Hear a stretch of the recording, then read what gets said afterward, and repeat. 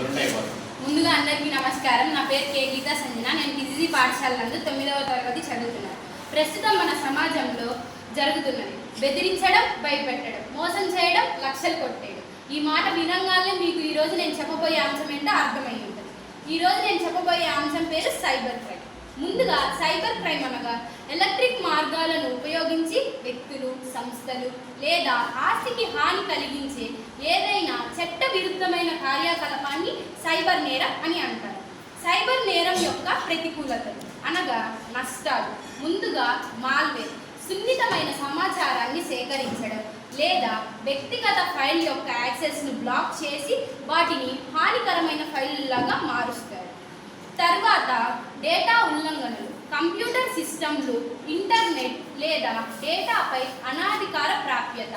గుర్తింపు దొంగతనం, డబ్బు దొంగలించడానికి లేదా మోసం చేయడానికి ఒక వ్యక్తి యొక్క వ్యక్తిగత సమాచారాన్ని యాక్సెస్ చేస్తున్నాడు. ఇంకొకటి సైబర్ ఉగ్రవాదం. ఉగ్రవాద చర్యలకు నెట్వర్క్ లేదా ఇంటర్నెట్ను ఉపయోగిస్తున్నాడు. ఇంకొకటి సైబర్ స్టాకింగ్.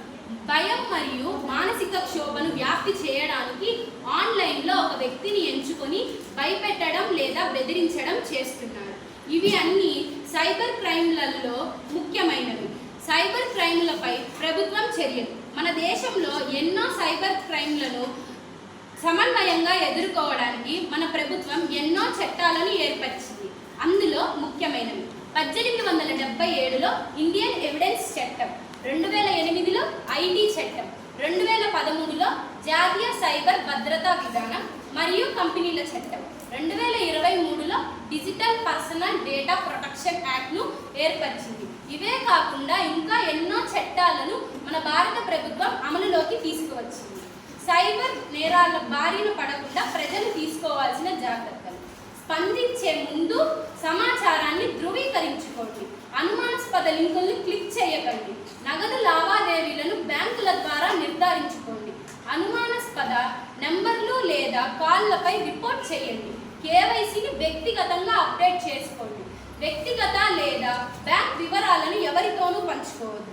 ఒకవేళ మీరు సైబర్ నేరాలకు బాధితులు అయి ఉంటే national consumer helpline number 1800114000కు సంప్రదించవచ్చు. Cyber crime reporting portal cyber.government.in ఫిర్యాదు చేయవచ్చు. ఎందుకంటే మీరు చూడాలనుకునే మార్పు మీరే అవ్వండి. రేపటి ప్రపంచాన్ని నేడే సురక్షితంగా ఉంచండి. ఇక్కడ ఉపన్యాసం ఇవ్వడానికి నాకు అవకాశం ఇచ్చిన ఈనాడు వారికి, కిజీజీ యాజమాన్యానికి, ఉపాధ్యాయులకు నా హృదయపూర్వక ధన్యవాదాలు.